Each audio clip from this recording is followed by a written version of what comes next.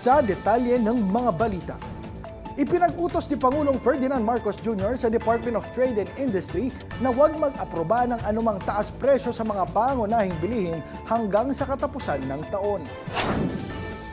Ayon kay Palace Press Officer Claire Castro, bago bumiyahe si Marcos sa Kuala Lumpur para sa ASEAN Summit, inatasan niya ang DTI na bantayang mabuti ang pagpapatupad ng Suggested Retail Price o SRP, lalo na sa imported rice at iba pang pagkain.